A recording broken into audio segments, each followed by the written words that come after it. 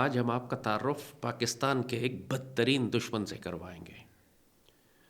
قیام پاکستان سے لے کر آج تک وہ دشمن پاکستانی مسلمانوں کا خون بہا رہا ہے، اور آج بھی پاکستان میں جو دہشت گردی ہو رہی ہے، چاہے وہ عسکری ہو یا ابلاغی یا سیاسی، اس کے پیچھے آپ کو یہی ناپاک شیطانی طاقت ملے گی، جو حقیقت یہ ہے کہ صرف پاکستان کی دشمن نہیں ہے۔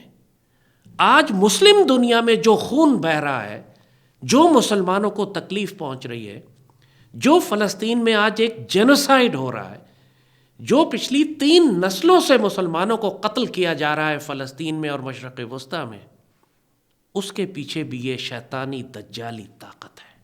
اور یہ صرف پاکستان یا مسلمانوں کے لیے ہی ایک عذاب نہیں ہے، پوری انسانیت کے لیے پچھلے کئی 100 سال سے اس نے جو قتل و غارت مچایا ہوا ہے، جو اس نے معاشی استحصال کیا ہے، جو اس نے پوری تہذیبیں تباہ کر دی ہیں اور انسانوں کو ہلاک کیا ہے، اس کی مثال انسانی تاریخ میں نہیں ملتی۔ انسانی تاریخ کی یہ سب سے سفاک، سب سے ظالم، سب سے دہشت گرد تہذیب اور دہشت گرد ملک ہے۔ ہم ہلاکو خان کے بارے میں یا چنگیز خان کے بارے میں بات نہیں کر رہے، ہم آج کے برطانیہ کے بارے میں بات کر رہے ہیں، برٹن۔ اس سے پہلے کہ ہم آپ کو یہ بتائیں کہ یہ کس طرح آج پاکستان میں ہونے والی ساری دہشت گردی کے پیچھے آپ کو برٹن ملے گا، ہم آپ کو تھوڑا سا اس کی تاریخی پس منظر میں لے کر جائیں گے 200-250 سال کی تاریخ میں، تاکہ آپ کو کانٹیکسٹ سمجھ میں آ جائے کہ کس طرح ان کی فطرت میں شامل ہے انسانیت کو ہلاک کرنا اور تباہ کرنا، اور کس طرح یہ دجال کے سب سے طاقتور مہرے ہیں۔ میں نے کہیں سنا تھا، کوئی بزرگ کہہ رہے تھے کہ دجال کسی جزیرے میں قید ہے، تو مجھے شک ہوتا ہے کہ شاید دجال اسی جزیرے میں قید ہے، اس انگلستان کے جزیرے میں، کہ جہاں سے اتنا شر نکل رہا ہے کہ پچھلے 200-300 سال سے تمام انسانیت ان کی وجہ سے تکلیف میں ہے۔ جیسے کہا، پوری تہذیبیں انہوں نے انسانوں کی مٹا دی۔ ایسے ظالم اور سفاک اور شیطانی لوگ ہیں۔ چنگیز خان بھی ان کے سامنے بچہ نظر آتا ہے۔ چنگیز خان نے صرف انسان قتل کیے تھے، تہذیبوں کا نام و نشان نہیں مٹایا تھا۔ یہ تو آ کے پوری انسانیت کی ہزاروں سالہ تاریخ ختم کر دیتے ہیں، اس بری طرح انسانیت کو قتل کرتے ہیں کہ پچھلے 250 سال میں 1 ارب انسانوں سے زیادہ مسلمان اور غیر مسلم اور پوری دنیا کے انسان انہوں نے قتل کیے ہیں، اس ایک تہذیب نے، اس ایک چھوٹے سے ملک نے جو ایک چھوٹے سے جزیرے پہ قائم ہے۔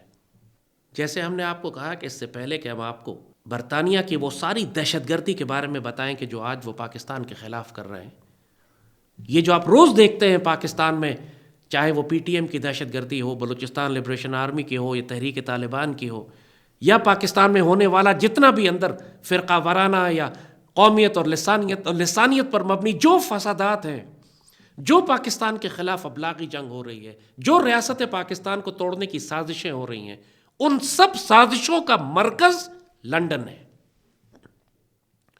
بھارت بے شک ہمارا بہت بڑا دشمن ہے، ہم اس کے ساتھ ہر وقت تصادم کی حالت میں ہیں، پاکستان بننے سے لے کر۔ اسرائیل پاکستان کو تباہ کرنا چاہتا ہے، اپنے وقت میں سوویت یونین پاکستان کا بہت بڑا دشمن تھا، امریکہ کبھی بھی ہمارا دوست نہیں رہا، ہمیشہ ہمیں دھوکہ دیتا رہا اور پاکستان کو نقصان پہنچاتا رہا۔ لیکن پوری دنیا کی عالمی سازشیں جو پاکستان کے خلاف ہوتی ہیں، اور یہ تمام طاقتیں جو پاکستان کو نقصان پہنچاتی ہیں، ان سب کا مرکز لندن میں ہے، دہلی میں نہیں ہے۔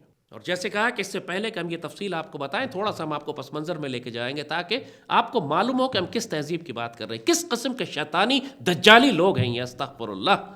پچھلے 300-400 سال سے یہ جو برٹش امپائر ہے، آپ جانتے ہیں یہ تاریخ ساری ظاہر ہے، ہم سب سے زیادہ تکلیف تو ہم پاک و ہند کے مسلمانوں کو ہوئی کہ یہاں پر مغل مسلمان حکومت تھی، اس کو ایسٹ انڈیا کمپنی کے ذریعے یہ آئے اور اس حکومت کو انہوں نے ختم کیا اور یہاں پر اپنی حکمرانی اور اپنی حکومت قائم کی 1857 وار آف انڈیپینڈنس کے بعد۔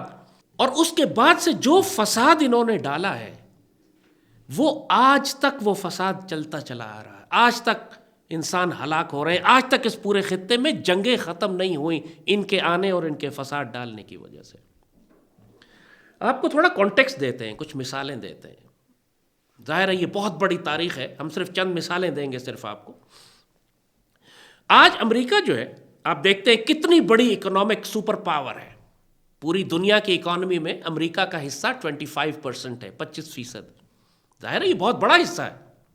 آپ کو یقین آئے کہ جب مغل حکومت کرتے تھے ہندوستان کے اوپر، جب مغل بادشاہوں کی حکومت تھی ہندوستان پر، اس وقت ہندوستان کی معیشت کا حصہ پوری دنیا کی اکانومی میں 25% تھا. یعنی آج امریکہ کا جو حصہ دنیا کی اکانومی میں ہے، اتنا حصہ مغل مسلمان ہندوستان کا تھا. جو مسلمانوں نے وہ تہذیب، وہ معیشت، وہ ثقافت، وہ استحکام لایا ہوا تھا ہندوستان میں کہ 25% of global wealth was in Muslim India. اور یہ وہ وقت تھا کہ جب یہ اس جزیرے سے لٹیرے، یہ ڈاکو، یہ پائرٹس، انہوں نے پہلے یہ پائرٹس تھے، اس کے بعد انہوں نے اپنے آپ کو سوفسٹیکیٹڈ کر لیا. انہوں نے شروع میں پائریسی شروع کی تھی. یہ جو ایک آنکھ کا پائرٹ دکھاتے ہیں، ایک آنکھ پہ پٹی بندھی ہوئی اور یہ پورے فلمیں بناتے ہیں، اصل میں یہ سارے پائرٹس اسی برٹن سے، اسی جزیرے سے نکلے ہوئے، انہی کے لانچ کیے ہوئے ڈاکو تھے جن کا کام دنیا میں لوٹ مار کرنا تھا. انہوں نے بہت بڑے بڑے پہلے مسلمانوں کی شپنگ لوٹنی شروع کی. اس کے بعد انہوں نے سوفسٹیکیٹڈ کر لیا اپنے آپ کو، اور 1601 میں انہوں نے ایسٹ انڈیا کمپنی بنائی. 1601 میں ایسٹ انڈیا کمپنی، اس وقت بالکل شروع کا دور تھا، مغل حکومت کا، جہانگیر وغیرہ کا دور تھا.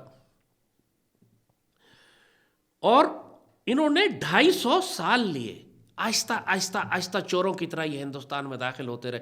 1601 میں ایسٹ انڈیا کمپنی بنائی، 1857 میں انہوں نے پورے ہندوستان پر قبضہ کر لیا. 1757 میں انہوں نے نواب سراج الدولہ کو شکست دی، اور 1757 سے 1947 تک 190 سال بنتے ہیں تقریباً. اس 190 سال میں انگلستان نے، انگلینڈ نے، برطانیہ نے ہندوستان سے $45 ٹریلین کی خزانے اور دولت چوری کی. اندازہ کریں آپ، آج پوری امریکی ریاست پہ جو قرض ہے وہ بھی کوئی 40، 45، 50 ٹریلین ڈالرز کا ہے. اور یہ وہ دولت ہے جو انہوں نے ہندوستان سے چوری کی. مسلمان ہندوستان سے چوری کر کے انگلستان لے کر گئے یہ چور اور لٹیرے. 25% گلوبل ویلتھ والا ملک ان کو دیا گیا تھا. 1947 میں جب یہ چھوڑ کر گئے ہیں تو لیس دین 1% کنٹریبیوشن تھا انڈیا کا گلوبل ویلتھ میں. امیجن کریں، اندازہ کریں کس طرح انہوں نے پورے ہندوستان کی لوٹ مار کی. کروڑوں انسانوں کو انہوں نے اس لوٹ مار کے نتیجے میں ہلاک کیا. ہر 15-20 سال کے بعد ہندوستان کے کسی علاقے میں قحط آ جایا کرتا تھا، اور لاکھوں، ملینز، 40 لاکھ 30 لاکھ لوگ مرتے تھے صرف ان کے قحط کی وجہ سے.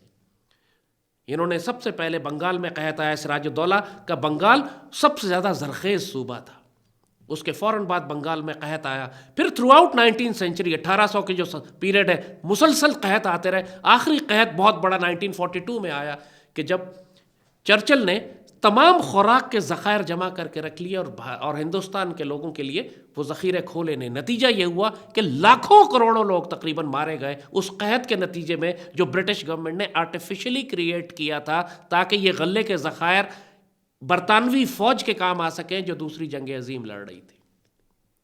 اور جب چرچل سے یہ کہا گیا کہ اتنے سارے لوگ مر رہے ہیں تو اس کا بڑا سفاکانہ ظالم جواب تھا کہ یہ ہندوستان کے لوگوں کی اپنی غلطی ہے کہ خرگوشوں کی طرح بچے کیوں پیدا کرتے ہیں. یہ چرچل تھا. یہ میں اس تہذیب کا ذکر کر رہا ہوں. یہ صرف انہوں نے ہندوستان کے ساتھ کیا، اور صرف دولت نہیں لوٹی، انہوں نے ہماری 1000 سال کی تاریخ بھی لوٹ لی. آپ کو مثال دے کے بتاتے ہیں. اردو زبان جو ہے وہ حضرت امیر خسرو نے شروع کی تھی حضرت نظام الدین اولیاء کے حکم کے اوپر. 900 سال ہو گئے اس بات کو. تقریباً 900 سال سے اردو زبان مروج تھی ہندوستان میں. یعنی جب 18 سینچری کی بات کریں، 1700 سراج الدولہ اور ٹیپو سلطان کے دور کی جب ہم بات کر رہے ہیں، اردو زبان مستحکم زبان کے طور پر قائم تھی.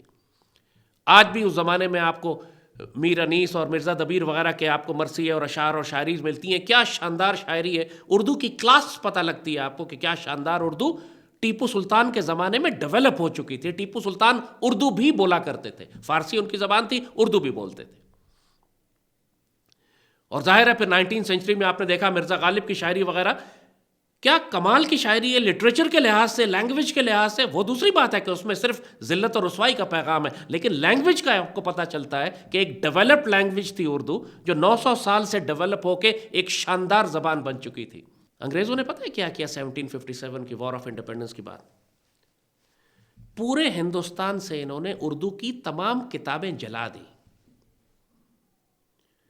ان کے ایک برٹش وائس رائے کا ایک بیان ہے، وہ کہتا ہے کہ پورے ہندوستان میں جو کتابیں ہیں ان میں اتنا علم بھی نہیں ہے جو ہمارے ایک گاؤں کی چھوٹی سی لائبریری میں ہوتا ہے۔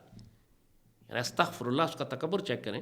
کہتے ہیں پورے ہندوستان میں جو علم ہے وہ اس قابل بھی نہیں ہے، اتنا اہم بھی نہیں ہے جتنا ہمارے گاؤں کی چھوٹی سی لائبریری میں ہوتا ہے، لہٰذا اس کو جلا دیا جائے۔ آپ دیکھیں گے کہ 900 سال سے اردو زبان لکھی جا رہی ہے، لاکھوں کتابیں لکھی گئی تھیں۔ آج دنیا میں اردو کی ہاتھ سے لکھی ہوئی ایک کتاب نظر نہیں آتی۔ 800 سال کی پوری اردو زبان کی تاریخ انہوں نے جلا کے راکھ کر دی۔ اور صرف یہ نہیں کہ ہماری تہذیب، ہماری تاریخ، ہمارا تمدن، جو کچھ اس زمانے میں ہوتا رہا ہے وہ سب کچھ انہوں نے جلا دیا۔ اردو میں سائنس اینڈ ٹیکنالوجی ڈیولپ ہو چکی تھی، اردو میں میڈیسن اور انجینئرنگ کرائی جاتی تھی۔ کچھ کتابیں اس میں سے نظام آف حیدرآباد دکن کے نظام کے پاس بچ گئیں جب پارٹیشن ہوا تو حیدرآباد دکن وہ واحد ریاست تھی ہندوستان میں جہاں پر انجینئرنگ اور میتھمیٹکس اور میڈیسن اردو زبان میں کرائی جاتی تھی۔ لیکن 1948 میں جب بھارتی فوجوں نے حیدرآباد دکن پر قبضہ کیا، انہوں نے بھی وہی کام کیا جو پہلے انگریز کر چکے تھے، انہوں نے وہ ساری لائبریریاں اور کتابیں جلا دی۔ اردو زبان میں جو کام ہوا تھا، سائنٹیفک کام ہوا تھا، جو انجینئرنگ اور میڈیسن اور میتھمیٹکس اینڈ اسٹرانومی اور فزکس اینڈ کیمسٹری، وہ سب کتابیں جلا دی گئیں۔ 1000 سال کا کام ہمارا ضائع کر دیا گیا۔ بالکل اسی طرح جیسے ہلاکو خان نے بغداد کی کتابیں، یہ ہمیشہ آ کے ہماری کتابوں پر حملہ کرتے ہیں تاکہ ہماری تہذیب کی جڑیں کاٹ دی جائیں، ہمیں پتہ ہی نہ چلے کہ ہم کون تھے، کہاں سے آئے تھے، اپنے ماضی سے شرمندہ ہوتے رہے، کیونکہ ماضی سے جب آپ غافل ہوں گے تو آپ کو پتہ ہی نہیں کہ کس شاندار تہذیب کا آپ حصہ تھے، اور پھر یہ اپنی مغربی تہذیب آپ کے سامنے لے کر آتے ہیں اور آپ کو مرعوب کر لیتے ہیں کہ جی دنیا میں اب اگر کوئی رائج اور زیادہ ڈومیننٹ تہذیب ہے تو وہ صرف مغربی تہذیب ہے۔ یہیں سے انہوں نے پھر گورے انگریز بنانے شروع کیے، یعنی براؤن انگریز بنانے شروع کیے۔ 1857 میں جب یہ آئے تو 100% مسلمان تعلیم یافتہ ہوتے تھے، عربی اور فارسی زبانیں جانتے تھے۔ انگریزوں نے آنے کے بعد پہلا قانون پاس کیا، کہا کہ جو انگریزی نہیں جانتا وہ قانوناً جاہل تصور کیا جائے گا۔ بڑے بڑے مسلمان علماء، عالم فاضل، ملا فاضل، بڑے بڑے مسلمان پی ایچ ڈیز، بڑے بڑے مسلمان وہ عالم جو کہ پوری دنیا کے علوم پر نظر رکھتے تھے اور علوم رکھتے تھے، راتوں رات ان کو جاہل قرار دے دیا گیا کیونکہ وہ انگریزی نہیں جانتے تھے۔ اس طرح انہوں نے مسلمانوں کی تہذیب اور زبان اور ثقافت اور تمدن کو انہوں نے جلا کے راکھ کر دیا۔ ہزاروں علماء، ہزاروں لاکھوں سکالرز، صرف دین کے علماء نہیں، سکالرز، ان سب کو انہوں نے پکڑ کے قتل کیا 1857 وار آف انڈیپینڈنس کے بعد۔ انگریزوں کے اپنے کچھ انہوں نے، چونکہ اس زمانے میں کیمرہ، سوشل میڈیاز تو تھے نہیں، بیان وہی ہے جو انگریزوں نے خود کہیں کہیں بیان کیا ہے۔ مسلمانوں نے جو لکھا اسے انہوں نے جلا دیا، مار دیا، قتل کر دیا۔ خود انگریزوں نے جہاں جہاں پہ یہ باتیں تھوڑی بہت بتائی ہیں کہ کس طرح انہوں نے گاؤں کے گاؤں صاف کر دیے، کس طرح انہوں نے مرد، عورتیں، بچے، علماء، کسی کو نہیں چھوڑا، کتابیں، لائبریری، وہی سب کچھ جو ہلاکو خان نے کیا تھا بغداد کی تہذیب کے ساتھ اور سلجوکیوں کے ساتھ اور ایوبیوں کے ساتھ اور خوارزم شاہ کے ساتھ اور سمرقند اور بخارا کے ساتھ، وہی سب کچھ انگریزوں نے کیا ہندوستان میں مسلمانوں کے ساتھ، مسلمان تہذیب کے ساتھ۔ اب دیکھیے 900 سال کی اردو زبان کی تاریخ ہے، آپ کو مخطوطہ جسے کہتے ہیں ہاتھ سے لکھی ہوئی اردو کی کوئی کتاب نہیں ملتی۔ آپ کو جتنی بھی پرانی سے پرانی کتاب آپ اردو کی ڈھونڈیں وہ 1850 کے آس پاس چھپی ہوئی ملتی ہے، پرنٹڈ، جب پرنٹنگ پریس آ گئی اور کتابیں چھپنا شروع ہو گئی۔ اس سے پہلے جو 1000 سال سے اردو زبان لکھی جا رہی تھی وہ کدھر گئی؟ کچھ کتابیں جو تھیں کام کی، جو سائنٹیفک اور ٹیکنیکل انوینشنز کی تھی، راکٹری کے اوپر تھی، میسائل ٹیکنالوجی پہ تھیں۔ آپ کو معلوم ہے نا ٹیپو سلطان نے دنیا کا سب سے پہلا بیٹل فیلڈ راکٹ اور میزائل ایجاد کیا تھا۔ ٹیپو سلطان ان کے خلاف، انگریزوں کے خلاف اپنی راکٹ آرٹلری استعمال کرتے تھے۔ جو آج ملٹی بیرل راکٹ لانچرز آپ دنیا میں دیکھ رہے ہیں، ٹیپو سلطان نے ایجاد کیے تھے۔ اس کی پوری ایروڈائنامکس، اس کی پوری سائنس، اس کی پوری میتھمیٹکس، اس کی پوری فزکس مسلمانوں نے ڈیزائن کی تھی، ڈیولپ کی تھی۔ راکٹ اینڈ میسائلز ڈیزائن کیے تھے، برٹش آرمی کے خلاف وہ استعمال ہوئے۔ انگریزوں کے ہاتھ وہ راکٹ لگ گئے ٹیپو سلطان کی شہادت کے بعد، وہ ان راکٹس کو لے کر گئے یورپ میں، اس کے بعد برٹن ایک راکٹ پاور کے طور پر سامنے آیا. یہ حقیقت ہے. اب مسلمان وہ اتنی بڑی جو سائنس اینڈ ٹیکنالوجی ڈیولپ کر رہے تھے، وہ گھاس کھا کے تو نہیں کر رہے تھے، ظاہر ہے اس کی بنیاد جدید سائنس کے اوپر رکھی ہوئی تھی مسلمانوں نے. وہ راکٹ ڈیزائن کی ساری ڈرائنگز اور ساری ٹیکنالوجی انگریز اپنے ساتھ لے گئے. یہ وہ ہے جس پر بابا اقبال نے کہا تھا کہ حکومت تو آنے جانے والی چیز ہے، لیکن کتابیں اپنے آبا کی دیکھیں ان کو یورپ میں تو ہوتا ہے دل سی پارا. ہمارے بزرگوں کی کتابیں جب ہم ان کو یورپ میں دیکھتے ہیں تو میرا دل کٹ جاتا ہے. حکومت تو چلو آئی گئی، اتنا کوئی افسوس نہیں اس کا. انہوں نے یہی اندلسیہ میں کیا تھا. اندلسیہ میں انہوں نے جب 1492 میں غرناطہ فال ہوتا ہے تو اس کے بعد ساری انہوں نے اسلامی اور دینی کتابیں جو 1000 سال سے مسلمانوں نے رکھی تھی انہوں نے جلا کے راکھ کر دیں. صرف سائنٹیفک کتابیں لے کر وہ چلے گئے یورپ میں، جس کا ترجمہ کیا. غرناطہ کے فال کے بعد آپ نوٹ کریں گے کہ ان کا رینیساں کا پیریڈ شروع ہوتا ہے، جس کو کہتے ہیں ان کا دوبارہ سے تعمیر نو کا پیریڈ، جس کو انگریزی میں رینیساں کہتے ہیں. اس کی بنیاد ہی انہی کتابوں پہ رکھی گئی تھی جو انہوں نے اندلسیہ سے غرناطہ سے چوری کی تھی. یہ مغربی تہذیب کا خاصہ ہے کہ مسلمان تہذیب کو جاتے ہیں، اس کی جڑیں کاٹ دیتے ہیں، ختم کر دیتے ہیں، یہ ثابت کرتے ہیں جیسے مسلمانوں نے تو کچھ کام ہی نہیں کیا. حالانکہ 1000 سال پہلے ہم روبوٹکس پر کام کر رہے تھے، فلائنگ مشینز بنا رہے تھے، algorithms and mathematics and trigonometry and geometry پر کام ہو رہا تھا، ایسٹرولابز اور ایسٹرونومی ڈیزائن کی جا رہی تھی. 1000 سال پہلے ہم نے میکینیکل GPS سسٹمز بنا لیے تھے. یہ مسلمان ڈسکوری جس کو اب کوئی انکار نہیں کر سکتا. لیکن وہ کتابیں کہاں ہیں؟ Where are the books? یہی بات جو بابا اقبال نے کہی کہ یہ ساری کتابیں تو یورپ چوری کر کے لے گیا.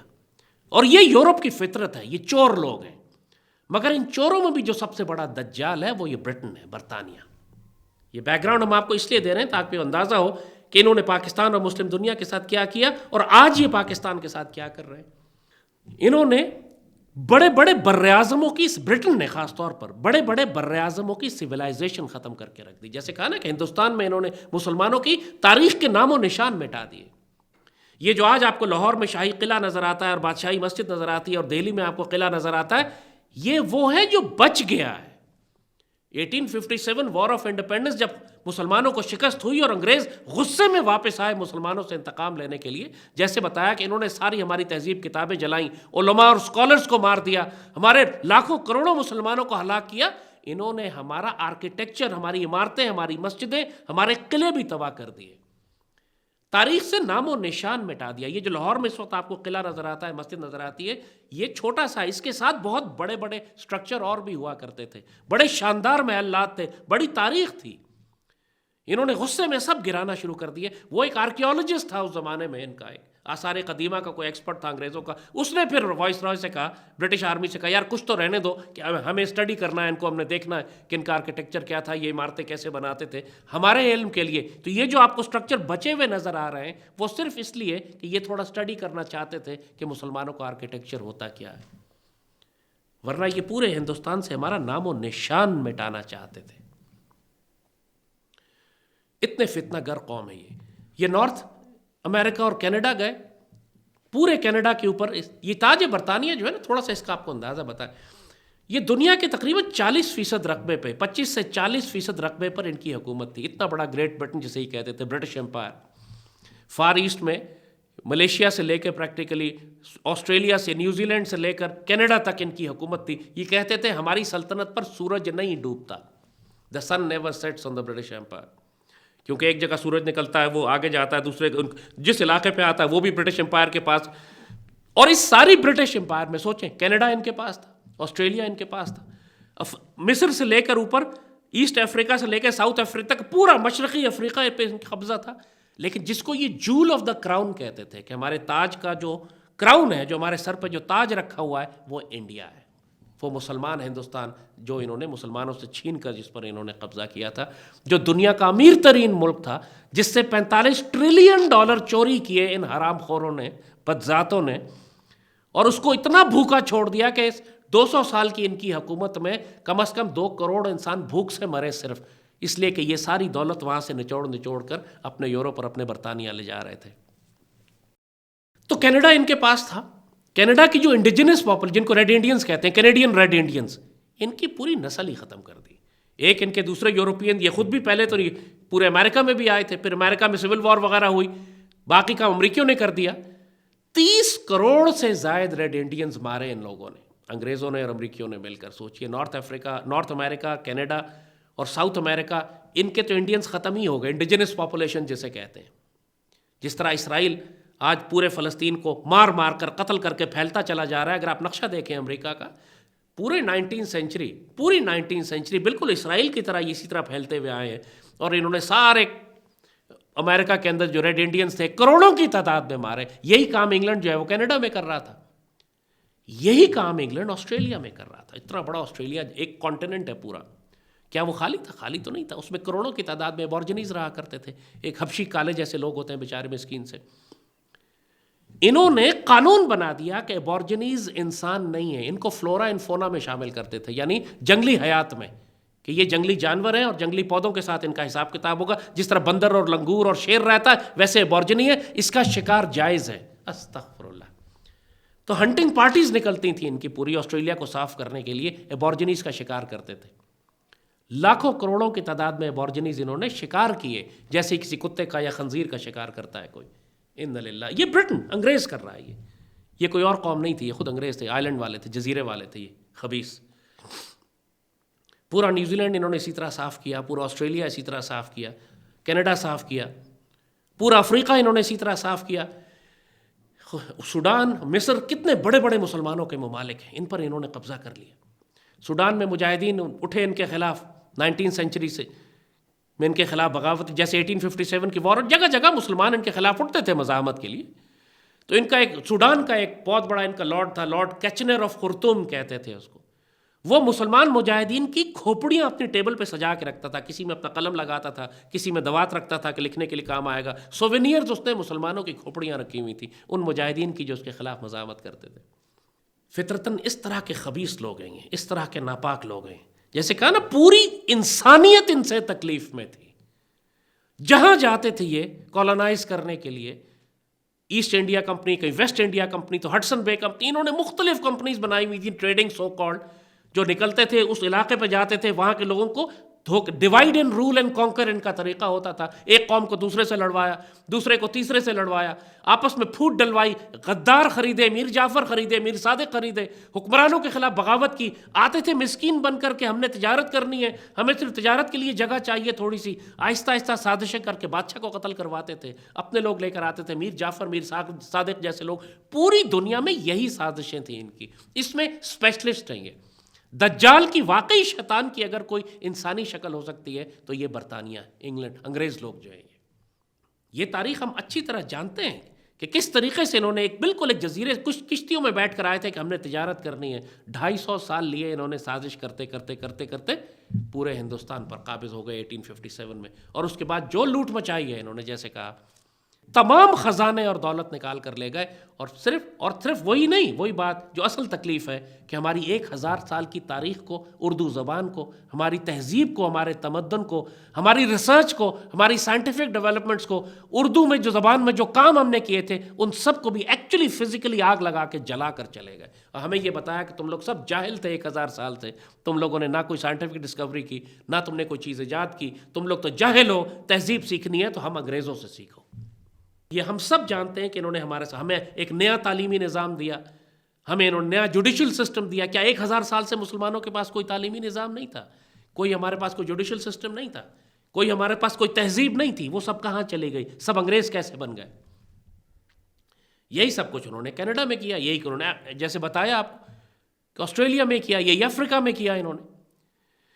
تو یہ وہ جو تہذیب ہے، یہ ظالم تہذیب، یہ سفاک، ہلاکو خان اور چنگیز خان سے بڑی سلطنت بنائی انہوں نے. ہلاکو خان نے جتنی بڑی، چنگیز خان نے جتنی بڑی سلطنت بنائی، برٹش امپائر کا سائز فزیکلی اس سے بڑا تھا، اس سے زیادہ بڑی آبادی پر یہ حکومت کرتے تھے، اور اس سے زیادہ قتل عام کیے ان لوگوں نے. ان کی فطرت میں ہے فساد، ان کی فطرت میں ہے شیطانی، ان کی فطرت میں ہے دجال کی دجالی طاقتوں کے ساتھ پوری انسانیت کو تکلیف پہنچانا. جیسے کہا کہ اس مسئلہ صرف مسلمانوں کا یا پاکستان کا نہیں ہے. اب یہاں پہ ایک نقطہ آپ کو اور بتاتے چلیں. ظاہری طاقت برٹش امپائر کی تھی، جو ملکہ یا بادشاہ ہوتا تھا وہ برٹش کوئین یا برٹش کنگ ہوتا تھا، جو فوجیں تھیں وہ برٹش آرمی کی ہوا کرتی تھیں. لیکن ان سب کے پیچھے جو اصل طاقت تھی وہ روتھ چائلڈ یہودی ہوا کرتے تھے.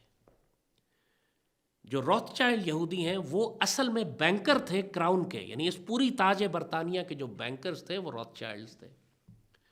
تو تاج برطانیہ کو جب پیسوں کی ضرورت پڑتی تھی تو وہ انہی بینکر سے، روتھ چائلڈ سے قرضہ لیتی تھی. یہی روتھ چائلڈز تھے کہ جو تاج برطانیہ کی طاقت استعمال کر کے پوری دنیا میں ایکسپیڈیشنز بھیجا کرتے تھے لوٹ مار کے. ایسٹ انڈیا کمپنی بھی انہوں نے بنائی، ویسٹ انڈیا کمپنی بھی انہوں نے بنائی، ہڈسن بے بھی انہوں نے بنائی. پائرٹس بھی یہی بھیجا کرتے تھے، یہ سارے ڈاکو لوٹ مار کرنے والے یہ بھی یہی بھیجا کرتے تھے. تو ظاہراً ایسٹ انڈیا کمپنی استعمال ہوتی تھی کہ جی یہ تو پرائیویٹ کمپنی ہے، تجارت کرنے کے لیے گئی ہے، اس نے اپنی پرائیویٹ فوج بھی رکھی ہوئی ہے. اصل میں اس کے ساتھ جو ملٹری پاور ہوتی تھی وہ ساری برٹش آرمی ہوا کرتی تھی. پیچھے فنڈنگ جو ہوتی تھی روتھ چائلڈز کی ہوا کرتی تھی. سو اصل میں وہ ایک یہودی خاندان تھا جو پوری برٹش امپائر کو حلق سے پکڑے ہوئے تھا اور ان کے ذریعے پوری دنیا میں تباہی مچاتا تھا.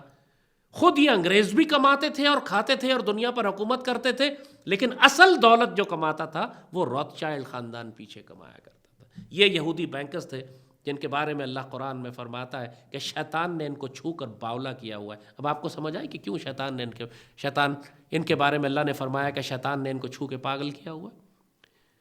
کیونکہ یہ سود کا کاروبار کرتے تھے. اپنے اسی سودی کاروبار کی وجہ سے یہ پورے برٹش امپائر کو کنٹرول کر کے پوری دنیا میں بھیج کر انسانیت کو ہلاک کرواتے تھے. یہی اللہ نے ان کے بارے میں قرآن میں فرمایا کہ جگہ جگہ یہ جنگوں کی آگ بھڑکاتے پھرتے ہیں، کیونکہ جنگیں انہیں فائدہ دیتی ہیں.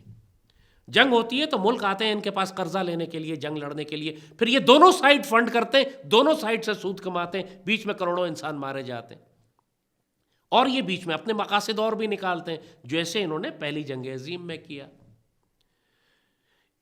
اب یہاں پہ اصل جو آپ کو ہم بات بتانے آئے کہ کس طرح انہوں نے جو فساد برٹش امپائر نے شروع کیا پہلی جنگ عظیم کے بعد، وہ آج تک، آج جو فلسطین میں خون بہہ رہا ہے وہ ان کی اس فساد اور شرارت کی وجہ سے جو پہلی جنگ عظیم میں انہوں نے برپا کیا. شیطان ہے بالکل، ایک ذرا سی سازش کرتے ہیں اور سینکڑوں سالوں تک انسانوں کو آگ لگتی رہتی ہے، معاشرے تباہ ہوتے رہتے ہیں، قومیں آپس میں جنگوں میں ایک دوسرے سے گتھم گتھا رہتی ہیں. آپ کو بتائیں انہوں نے کیا کیا. جیسے کہا کہ برٹش امپائر اپنی پوری طاقت پہ تھی. جب 20ویں صدی شروع ہوئی ہے، 20th سینچری، انڈیا ان کے پاس آ چکا تھا، تمام بڑے بڑے کانٹیننٹس انہوں نے قبضہ کیے ہوئے تھے، سورج ان پہ ڈوبتا نہیں تھا. اس وقت ان یہودیوں نے، اس سے پہلے چونکہ چند سال پہلے ان کی جو زائنسٹ موومنٹ تھی وہ بن چکی تھی. تھیوڈور ہرزل جو تھا ان کا اصل زائنسٹ، جس نے یہ فیصلہ کیا تھا کہ اب ہم نے فلسطین میں ایک اسرائیلی ریاست بنانی ہے. اس کے لیے پہلے تھیوڈور ہرزل جو ہے سلطان عبدالحمید کے پاس آئے، ترک سلطان خلیفہ جو تھے، ان سے کہا کہ آپ ہمیں یہ فروخت کر دیں فلسطین کا خطہ. سلطان عبدالحمید نے، ظاہر مسلمان غیرت مند تھے، انہوں نے کہا میری لاش کے اوپر سے تم جا سکتے ہو، فلسطین تو میں تمہیں نہیں دوں گا. پچھلے 1000 سال سے سلطان صلاح الدین ایوبی نے جب سے فلسطین فتح کیا تھا یہ خطہ امن سے تھا. یہاں مسلمان، یہودی، باقی تمام عیسائی، سب مذاہب امن سے رہتے تھے. ایک فساد 1000 سال میں نہیں ہوا تھا فلسطین میں، کیونکہ یہ مسلمانوں کے کنٹرول میں تھا. سلطان عبدالحمید آخری مسلمان سلطان تھے جن کے واقعی یہ کنٹرول میں تھا اور امن تھا. سلطان عبدالحمید نے کہا کہ اگر یہ خطہ میرے ہاتھ سے نکل گیا تو قیامت تک یہاں جنگیں ہوتی رہیں گی، تم جنگوں کو نہیں روک سکو گے. جب ہرزل نے یہ دیکھا کہ اب سلطان عبدالحمید فروخت کرنے پہ تیار نہیں ہے، تو پھر یہ فیصلہ انہوں نے کیا کہ ہم کو خلافت عثمانیہ کو ہی تباہ کرنا پڑے گا، اس کے بعد یہ خطہ زمین ہمیں مل سکتا ہے. اور اس کام کے لیے کانٹریکٹ دیا گیا برٹش امپائر کو روتھ چائلڈز کے ذریعے. زائنسٹ موومنٹ کا تعلق ایسٹرن یورپ سے تھا. یہ سب پولینڈ کے، یوکرین کے یہودی ہیں، ان کا کوئی تعلق مڈل ایسٹ سے نہیں ہے. سو یوکرین اور یورپین وائٹ یہودی جو ہے، جو وہاں کے خزارین جیوز ہیں، خزاریہ ایک وہاں بہت پرانی ان کی ایک تہذیب ہوا کرتی تھی، انہوں نے خواہش کی اس تھیوڈور ہرزل نے کہ ہمیں فلسطین کا علاقہ چاہیے. اب تم کیسے لوگے فلسطین کا علاقہ؟ اس کے لیے انہوں نے اپنے بھائی روتھ چائلڈ سے رابطہ کیا. روتھ چائلڈ سے کہا کہ یار تم برٹش امپائر سے کہو کہ ہمیں فلسطین کا علاقہ دلوائے، کیونکہ سلطان عبدالحمید فروخت نہیں کر رہے. برٹش امپائر کے ذریعے پھر انہوں نے پہلی جنگ عظیم شروع کروائی، جس میں خاص ٹارگٹ انہوں نے خلافت عثمانیہ کو کیا. اور خلافت عثمانیہ کی جب پورے 3 براعظموں پہ خلافت عثمانیہ پھیلی ہوئی تھی، اس کی شکست کے بعد جو پہلا کام برٹش امپائر نے کیا، انہوں نے لارڈ روتھ چائلڈ کو ایک خط لکھا جس میں کہا کہ اب برٹش امپائر نے یہ فیصلہ کیا ہے کہ فلسطین کا خطہ ہم زائنسٹ موومنٹس کو ان کے حوالے کر دیں گے. اس کا نام تھا بیلفور ڈیکلیریشن. یہ تاریخ ہے اس کی. یہ ایک خط جو برٹش امپائر نے 1916-17 میں کہیں لکھا روتھ چائلڈ کو, جو کہ ان کا اپنا بینکر تھا, اس کو لکھا کہ ہم نے فیصلہ کیا فلسطین تمہارے باپ کا تو نہیں ہے برٹش امپائر کہ تم اٹھا کے اس کو یہودیوں کو, وہ بھی ایسٹرن یورپ سے آنے والے پولش خزارین جوز کے حوالے کر دو. کس قسم کے تم بدماش اور گنڈے ہو, کس قسم کے تم ظالم ہو. یہ جانتے ہوئے کہ ایک دفعہ اس خطے میں اگر یہودی آ کر آباد ہو گئے تو قیامت تک جنگیں نہیں رکیں گی. ایک خط وہ جو لکھا گیا تھا بیلفور ڈیکلیریشن کا, آج غزہ میں جو خون بہ رہا ہے مسلمانوں کا اس ایک خط کے نتیجے میں. یہی بات ہم آپ کو بتا رہے ہیں کہ اتنی بڑی شیطانی طاقت ہے, یہ اتنا بڑا فتنہ ہے ان کا.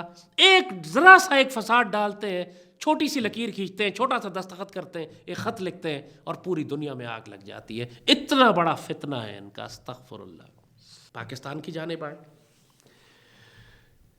انگریز کبھی بھی نہیں چاہتے تھے کہ پاکستان بنے. ظاہر ہے جب یہ مجبور ہو گئے, ان کو نکلنا پڑا. سیکنڈ ورلڈ وار کے بعد ان کی ساری فوجی طاقت ٹوٹ چکی تھی. ان کو بہرحال امپائر کو بہت بڑا نقصان پہنچا تھا. امپائر کو نقصان پہنچا تھا, روتھ چائلڈ کو کوئی نقصان نہیں پہنچا تھا.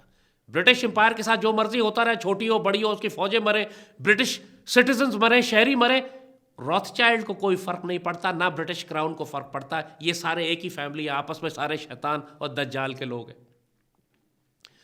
مگر انڈیا ان کے لیے جول آف دا کراؤن تھا. یہ کبھی بھی انڈیا نہیں چھوڑنا چاہتے تھے. لیکن سیکنڈ ورلڈ وار کے بعد ان کی طاقت اتنی ٹوٹ چکی تھی ایک جانب, اور دوسری جانب یہ چونکہ انڈیا کو کنٹرول کرتے تھے انڈین آرمی کی مدد سے مل کر. یعنی برٹش آرمی ہوتی تھی, اس کے نیچے انڈین آرمی, زیادہ تعداد انڈین آرمی کی ہوتی تھی جس میں ہندو سکھ مسلمان سبھی ہوا کرتے تھے. لیکن انڈین آرمی میں بغاوت ہو گئی سیکنڈ ورلڈ وار کے بعد. ایک طرف سبھاش چندر بوس کی موومنٹ تھی, انڈین نیشنل آرمی جس نے بنائی ہوئی تھی, وہ جو آ رہا تھا پورے انڈیا کے اندر قبضہ کرنے کے لیے ملیٹریلی. جرمنز اور جاپانیز اس کو سپورٹ کر رہے تھے. قائد اعظم سے بڑی دوستی تھی سبھاش چندر بوس کی. قائد اعظم بھی سپورٹ کر رہے تھے سبھاش چندر بوس کی بغاوت کو کہ فوجی طریقے سے برٹش امپائر کو کمزور کیا جا سکے. یہ بھی کمال کی بات ہے جو ہمارے پاکستان اسٹڈیز میں کبھی نہیں بتائی جاتی. ایک جانب قائد اعظم جو پولیٹیکل موومنٹ چلا رہے تھے, دوسری جانب سیکنڈ ورلڈ وار میں سبھاش چندر بوس کو سپورٹ کر رہے تھے, اور مسلمان افسروں کو حکم دیا تھا کہ آپ اس کے ساتھ مل کر برٹش آرمی کے خلاف جنگ کریں تاکہ برٹش آرمی کا کنٹرول انڈیا پہ کمزور کیا جا سکے. تو سیکنڈ ورلڈ وار کے بعد انڈین آرمی میں بہت انفلوئنس ہو چکا تھا قائد اعظم اور سبھاش چندر بوس کی آئیڈیالوجی کا کہ ہم نے فوجی بغاوت کر لی ہے. تو انڈین آرمی میں, انڈین نیوی میں بغاوت ہو گئی. بڑی مشکل سے انگریزوں نے قابو کیا. فوج میں جگہ جگہ بالکل جس طرح 1857 میں میوٹنی ہوئی تھی, اسی طرح انڈین آرمی میں 1946 میں میوٹنی ہو گئی. ایک آئی تھنک بامبے میں ہوئی تھی, ایک انڈین رائل نیوی کے اندر. بڑی مشکل سے انہوں نے کنٹرول کیا, لیکن دے ریئلائز کہ اب انڈیا کو ہم کنٹرول نہیں کر سکتے. اور قائد اعظم نے جب یہ دیکھا کہ حالات اس نہج پہ پہنچ چکے ہیں, تو پھر وہ ایک پوائنٹ آیا کہ جس کے بعد direct action day Quaid Azam نے کہا کہ اب ہم وائلنس استعمال کریں گے, طاقت استعمال کریں گے پاکستان لینے کے لیے. پورے ہندوستان میں ہندو مسلم فساد کروا دیا, قائد اعظم نے کروایا, اس لیے کہ پاکستان لینا تھا. ہندو کہہ رہے تھے ہم کسی صورت میں نہیں دیں گے پاکستان, اور مسلمان کہتے تھے لے کے رہیں گے پاکستان چاہے. اور ایک باقاعدہ اوتھ آف سیکریفائس سائن کیا گیا, یعنی میں اپنی جان قربان کر دوں گا پاکستان بنانے کے لیے. قائد اعظم نے سائن کیا. یقین کریں گے آپ, قائد اعظم نے لکھا کہ میں جنگ کروں گا, مسلح جنگ کروں گا, اپنی جان قربان کر دوں گا. لوگ کہتے ہیں نا کہ پاکستان ایک پولیٹیکل موومنٹ سے بنا, ہر کام مذاکرات سے ہوتے ہیں. اب ذرا اس کا مجھے جواب دیں کہ قائد اعظم نے ڈائریکٹ ایک پوائنٹ پہ آ کے ڈائریکٹ ایکشن ڈے کا حکم کیوں دیا؟ جنگ کرو. پورے انڈیا میں ہندوؤں کے خلاف ہزاروں مارے گئے ایک دن کے اندر, خورز جنگ ہوئی. انگریز ریئلائز کہ اب ہم انڈیا کو نہیں سنبھال سکتے, اتنی خوفناک خانہ جنگی ہو رہی ہے کہ ہمیں بہتر ہے کہ ہم یہاں سے نکل جائیں, کیونکہ ہمارے پاس اپنی فوج نہیں رہ گئی. انڈین آرمی میں بغاوت ہو چکی ہے, ہندو مسلمانوں میں فساد شروع ہو گیا ہے, اب وقت ہے کہ بھاگو. قائد اعظم نے یہ کیا ان کے ساتھ. قائد اعظم نے ڈائریکٹ ایکشن ڈے بھی کیا اور اوتھ آف سیکریفائس بھی لیا. جب دنیا نے دیکھا کہ مسلمانوں نے دیکھا کہ قائد اعظم نے اپنی شہادت کے کاغذ پہ سائن کر دیے کہ میں شہید ہو جاؤں گا پاکستان بنانے کے لیے, ہر مسلمان نے کاغذات سائن کرنے شروع کر دیے. پھر وہی بات ہوئی, پھر فساد ہوا, دبا کے جنگیں ہوئیں پورے انڈیا کی سڑکوں پہ اور گلیوں میں. وہ تصویریں آج بھی دیکھتے ہیں انسان کو ہیبت طاری ہو جاتی ہے. لیکن یہ جنگیں ضروری تھیں ان ہندو مشرکوں کے خلاف تاکہ مجبور کیا جا سکے برٹش امپائر کو کہ تم دفع ہو یہاں سے. اور پھر سب سے بڑا سیکرٹ قائد اعظم نے جو رکھا ہوا تھا کہ قائد اعظم کو ٹی بی کی بیماری تھی, جس کو کہتے ہیں the best kept political secret of the 20th century. 20ویں صدی کا سب سے بڑا سیاسی راز قائد اعظم نے کسی کو پتہ ہی نہیں لگنے دیا. ماؤنٹ بیٹن بعد میں بڑا افسوس کرتا تھا, کہتا تھا اگر مجھے پتہ چلتا کہ قائد اعظم سال میں مر جائیں گے تو میں کبھی بھی ہندوستان تقسیم نہیں ہونے دیتا. ظاہر انگریز کو تو مسلمانوں سے غصہ بھی تھا, نفرت بھی تھی, وہ حکومت چاہتے تھے ہندوؤں کے حوالے کر کے جائے, لیکن قائد اعظم نے ان کے جبڑے سے نکال لیا پاکستان. مگر ظاہر ہے وہی بات جو ہم کرتے ہیں کہ ایک جگہ کہیں وہ ایسا فتنہ چھوڑ کر گیا وہ خبیث انگریز کہ آج تک مسلمانوں کا خون بہہ رہا ہے, اور پوری دنیا میں آئندہ آنے والے وقت میں ایٹمی جنگ ہو جائے گی اس ایک لکیر کی وجہ سے. کون سی لکیر ہے وہ؟ جب تقسیم کے نقشے بن رہے تھے, جب یہ ڈیسائیڈ کیا گیا کہ ویسٹ پاکستان کے بارڈرز یہاں پہ ہوں گے, پنجاب انڈیا اور پاکستان کے درمیان مغربی پاکستان کے بارڈرز یہ ہوں گے, تو اس میں گرداسپور کا قصبہ مسلمان پاکستان کو دے دیا گیا. پاکستان کے ساتھ آ رہا تھا, مسلم میجورٹی قصبہ تھا, پنجاب کا تھا, مسلمانوں کی میجورٹی تھی. سو وہ جو کشمیر سے اوپر کشمیر سے جو نقشے کی لائن ڈرا کی, اس میں گرداسپور کو شامل کر کے پھر نیچے لاہور تک لائن آ رہی تھی, سیالکوٹ اور لاہور تک. آخری رات ماؤنٹ بیٹن نے نہرو اور ہندوؤں کے ساتھ مل کے یہ سازش کی کہ وہ لائن جو نقشے کی آ رہی تھی جس میں گرداسپور کو انہوں نے شامل کیا ہوا تھا, وہ لائن سیدھی کر دی اور گرداسپور ہندوستان کو دے دیا. اب گرداسپور کیوں امپورٹنٹ ہے؟ گرداسپور پنجاب کا وہ واحد قصبہ تھا, وہ قصبہ تھا جہاں سے کشمیر میں سڑک جاتی تھی, لینڈ روٹ تھا کشمیر کا. تو جو بھی ملک گرداسپور کنٹرول کرتا وہ کشمیر کنٹرول کرتا. یہ سازش کی اس حرام خور کے بچے ماؤنٹ بیٹن نے کہ ہندوؤں کے ساتھ مل کر جاتے جاتے فتنہ چھوڑ گیا کہ یہ وہ کشمیر جس نے ویسے ہی کشمیر کا مہاراجا بھی راضی تھا پاکستان کی طرف آنے کے لیے, کیونکہ سب کو پتا تھا کہ گرداسپور پاکستان کے پاس جا رہا, کشمیر کی ساری شہرک جو ہے وہ پاکستان کے کنٹرول میں آ جائے گی. سب تیار تھے, یہ انڈرسٹوڈ بات تھی کہ کشمیر نے جو مسلم میجورٹی پروونس تھا, مسلم میجورٹی اسٹیٹ تھی, اس نے ویسی پلیبسائٹ ہوتا یا ان کی مرضی تھی, انہوں نے پاکستان کی جانب آنا تھا. لیکن جب انگریزوں نے گرداسپور, ماؤنٹ بیٹن نے گرداسپور بھارت کو دیا, اسی وقت بھارت نے بڑی تیزی سے گرداسپور کو استعمال کرتے ہوئے اپنی فوجیں کشمیر میں داخل کرنا شروع کر دی. مہاراجا نے دیکھا بھارتی فوج پہنچ رہی ہے, اس نے بھی اپنے آپ کو کہا کہ میں بھارتی فوج کے ساتھ شامل ہو رہا ہوں, بھارت کے ساتھ ملنا چاہتا ہوں. اس دھوکے پر قائد اعظم نے پھر فوجیں داخل کی آزاد کشمیر سے, کوہالا برج کراس کر کے مسلمان فوجیں, لشکر, جتنے بھی ہمارے پاس فوجیں تھیں. گلگت بلتستان کے اسکاؤٹس کو کہا تم بغاوت کرو, چترال اسکاؤٹس گئے, ان سے کہا کہ داخل ہو جاؤ. یہ سارا جو آج گلگت بلتستان سکردو اور آزاد کشمیر کا علاقہ ہے, یہ اس وقت قائد اعظم نے آزاد کروا لیا, لیکن ویلی ہم نہیں آزاد کرا سکے چونکہ وہاں پر آلریڈی انڈین آرمی کے پیرا ٹروپرز جہاز لینڈ کرنا شروع ہو گئے سری نگر کے اوپر, اور جو لینڈ روٹ تھا اس سے بڑی بھاری تعداد میں ان کو سپلائیز پہنچنا شروع ہو گئی. ویلی ہمارے ہاتھ سے نکل گئی. یہ سارا فساد ہوا ماؤنٹ بیٹن کی اس ایک شرارت سے کہ آخری رات اس نے وہ گرداسپور والی لائن, گرداسپور جو پاکستان کو جا رہا تھا اس کو سیدھا کر کے گرداسپور اس نے بھارت کو دے دیا. ایک نقشے پہ ذرا سی لکیر تبدیل کی اس نے, اور آج تک پاکستان اور بھارت اس کے بعد حالت جنگ میں ہے. گھمسان کی ہماری جنگیں ہو چکی ہیں, اور آنے والی جنگیں بھی اسی کشمیر کی زمین پر بھی ہوں گی, کشمیر کے پانی پر بھی ہوں گی, اور ایٹمی بھی ہوں گی. کروڑوں انسان جو مارے جائیں گے اس ماؤنٹ بیٹن حرام خور کی ایک غداری اور فساد اور شرارت سے کہ اس نے ایک لکیر نقشے کی ذرا سی تبدیل کی, اور آج 3 نسلیں گزر چکی ہیں. پاکستان اور ہندوستان مسلسل کسی بھی لمحے ایٹمی جنگ کے دہانے پر کھڑے, کسی بھی لمحے ایٹمی جنگ شروع ہو سکتی ہے. وہاں اس نے بیلفور ڈکلیریشن کا ایک خط لکھا کہ ہم برٹش امپائر نے فیصلہ کیا ہے کہ ہم پورا فلسطین, پورا مڈل ایسٹ تقسیم کرنے لگے, اور فلسطین کا علاقہ ہم یہودیوں کو دے رہے ہیں. اور آج غزہ میں جو قتل عام اور ظلم آپ دیکھ رہے ہیں اس ایک خط کی وجہ سے جو لارڈ بیلفور نے لکھ کے زائنسٹ موومنٹ کو بھیجا تھا. یہ اس قدر خبیث اور ناپاک لوگوں, میں صرف مثالیں آپ کو اس لیے بتا رہا ہوں تاکہ آپ کو پتہ چلے کہ یہ آج پاکستان کے ساتھ کیا کر رہے ہیں. ہم ان کو بڑا دوست سمجھتے ہیں نا, انگلینڈ کہ دشمن تو ہمارا انڈیا ہے، دشمن تو ہمارا اسرائیل ہے، دشمن تو ہمارا امریکہ ہے، مگر انگلینڈ ان سب کا باپ ہے. نہ اسرائیل ہمارے خلاف کچھ کر سکتا ہے، نہ انڈیا ہمارے خلاف کچھ کر سکتا ہے، نہ امریکہ ہمارے خلاف کچھ کر سکتا ہے جب تک برٹش انٹیلیجنس MI6 ہمارے خلاف کوئی کارروائی نہ کرے. یہ سارا فساد پاکستان میں جو ہو رہا ہے یہ برٹش انٹیلیجنس کر رہی ہے، MI6 کر رہی ہے. وہ کوآرڈینیٹ کرتی ہے دنیا کی مختلف انٹیلیجنس ایجنسیز کو، موساد کو، را کو، CIA کو، جو سب سے زیادہ، کیونکہ برٹش انٹیلیجنس جو ہے وہ اسپیشلسٹ ہے اس خطے کے. وہ یہاں حکومت کر چکے ہیں 150 سال، ان کے پاس پورا ایکسپیرینس ہے، ان کے پاس یہاں پہ ڈاکومنٹس اینڈ ڈوسیئرز اینڈ بکس موجود ہیں، انہوں نے اچھی طریقے سے ایک ایک قوم کو یہاں پہ مزاج دیکھا ہوا، جانا ہوا ہے. وہ اسپیشلسٹ ہیں اس پورے انڈیا پاکستان ریجن کے. اور پاکستان کو تباہ کرنا، پاکستان ایک ایٹمی ریاست کی حیثیت سے ہم کو تباہ کرنا تمام دشمنوں کا مشترکہ فیصلہ، مشترکہ آبجیکٹو ہے. اسرائیل بھی یہی چاہتا ہے، امریکہ بھی یہی چاہتا ہے، انڈیا بھی چاہتا ہے، برٹن بھی چاہتا ہے. اور اس خطے کے سب سے زیادہ اسپیشلسٹ برٹن ہے، MI6 ہے، برٹش انٹیلیجنس ہے. MI5 اور MI6 دو انٹیلیجنس ہے، ملٹری انٹیلیجنس 5 اور 6 دونوں ان کی. آپ کو میں بتاؤں ان کا شر کتنا ہے MI6 کا اور MI5 کا. صرف آپ کو ایک اندازہ دیتے ہیں، اگین ایک مثال دیتے ہیں صرف آپ کو.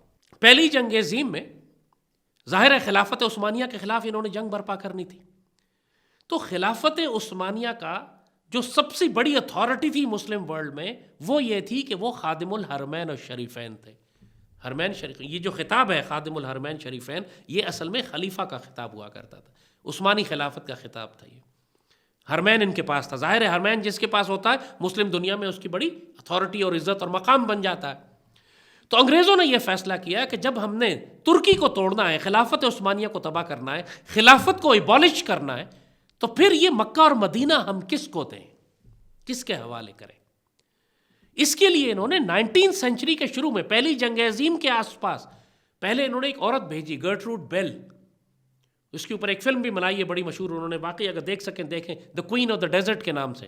ایک عورت برٹش انٹیلیجنس نے بھیجی جو پورے مڈل ایسٹ میں، مسلمان ملکوں میں، حتیٰ کہ نجد تک، ریاض تک گئی وہ، اور مکہ مدینہ بھی آئی، اور پورے لبنان میں گئی، سیریا میں گئی، ہر قبیلے سے ملی جا کے اس نے رپورٹ بنائی کہ کون سے قبیلے ایسے ہیں جو ترکوں کے خلاف ہیں، کون سے قبیلے ایسے ہیں جو ہمارے وفادار ہو سکتے ہیں، کس قبیلے کی کیا خصوصیت ہے، کس قبیلے میں کیا خرابی ہے، کیا خامی ہے، کیا اسٹرینتھ ہے، کیا ویکنس ہے. اس ایک عورت نے پوری مسلم مڈل ایسٹ میں سیر کر کے برٹش انٹیلیجنس کے لیے وہ ڈوسیئر تیار کیے، جس پر برٹش انٹیلیجنس نے پھر یہ فیصلہ کیا کہ ہم نے آل سعود کو، جو نجد والے قبیلہ ہے، اس کو ہم نے سپورٹ کرنا ہے تاکہ یہ بغاوت کرے خلافت عثمانیہ کے خلاف. چونکہ یہ ماضی میں بھی پچھلے 150-200 سال میں بغاوتیں کر رہے تھے خلافت عثمانیہ کے خلاف. خلیفہ کے خلاف بغاوت کرنا اس نجد کے، اس آل سعود قبیلے کا پرانا طریقہ تھا، 200 سال سے کر رہے تھے یہ. بلکہ خلافت عثمانیہ میں ان کو خوارج ڈکلیئر کیا گیا تھا کیونکہ یہ خلیفہ کے خلاف جنگ کرتے تھے. باقاعدہ ان کا ایک لیڈر جو تھا اس کو پکڑ کے استنبول لے جایا گیا تھا، وہاں چوک پہ اس کا سر بھی کاٹا گیا تھا کہ یہ خوارج کے خلاف ترک اسلامی فوج نے اس کا سر کاٹا. یہ ہسٹری اس گرٹروڈ بیل نے ساری جا کے دیکھی، پڑھی، نفرت دیکھی کہ ان میں ترکوں کے خلاف کتنی نفرت بھری ہوئی ہے. پھر انہوں نے اس مشن کو اکمپلش کرنے کے لیے لارنس آف عربیہ کو بھیجا. وہ بھی برٹش ملٹری انٹیلیجنس کا آفسر تھا، MI6 کا آفسر تھا. اس نے جا کے آل سعود کے ساتھ رابطہ کیا، اس نے جا کے ان کو سپورٹ کیا، ویپنز، اکوپمنٹ، سپلائز. وہ جو ریلوے لائن آتی تھی، حجاز ریلویز جو مدینے سے لے کے سیریا تک جاتی تھی، اس ریلوے لائن کو تباہ کیا انہوں نے. اس کے لیے بھی اگین ایک بہت مشہور فلم انہوں نے پرانی بنائی تھی لارنس آف عربیہ کے نام سے، اس کو بھی ہو سکے تو دیکھیے گا، آپ کو یہ ساری تاریخ اس میں نظر آئے گی. تو لارنس آف عربیہ کے ساتھ مل کر انہوں نے پورے جزیرہ نما عرب میں ایک بغاوت برپا کی جس کو عرب ریولٹ کہتے ہیں.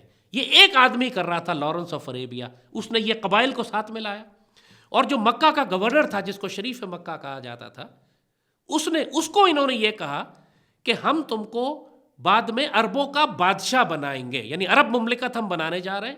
عثمانی ترکوں کو نکالو، یہ ترک ہے، یہ غیر عرب ہے، ہم ایک عربوں کی ایک یونیفائڈ حکومت بنانے جا رہے ہیں، عرب گورنمنٹ ہوگی، تم اس کے بادشاہ ہوگے. اس لالچ میں شریف مکہ ان کے ساتھ آ گیا. خانہ کعبہ کا وہ شریف مکہ، اس کے پاس مکہ کا گورنر تھا، جس پر علامہ اقبال نے وہ مشہور شعر کہا تھا کہ خاک خون آبروئے بیچ رہا ہے، آبروئے مصطفیٰ ہاشمی بیچ رہا ہے، آبروئے دین مصطفیٰ، خاک و خون میں لٹ رہا ہے ترکمان سخت کوش.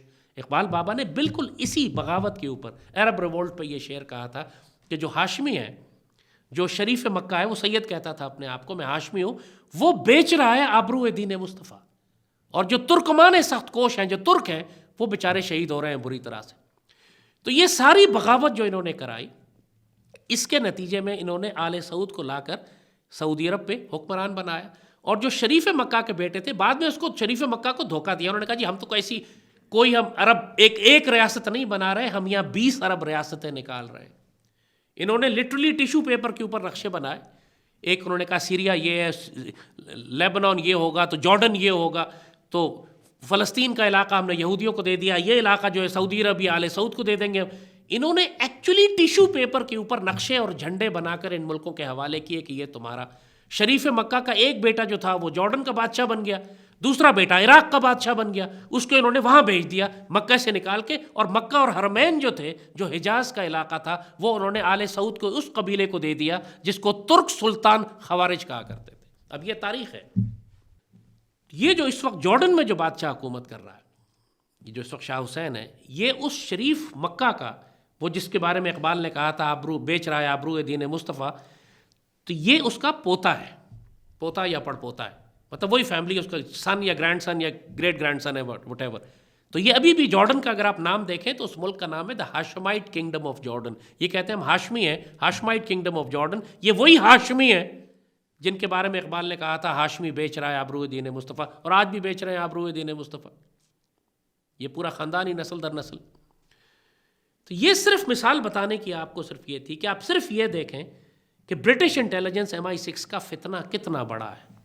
ایک انہوں نے لارنس آف عربیہ بھیجا، پوری خلافت اسلامی کو انہوں نے نہ صرف توڑ دیا، مسلمان عرب ملکوں کو انہوں نے ٹکڑے ٹکڑے کر کے 20 ملکوں میں تقسیم کر دیا، بدترین لوگوں کو انہوں نے حکمران بنایا کہ جو آنے والی نسلوں تک ان کے غلام رہیں گے اور آج بھی ان کے انٹرسٹ کو سرو کر رہے ہیں۔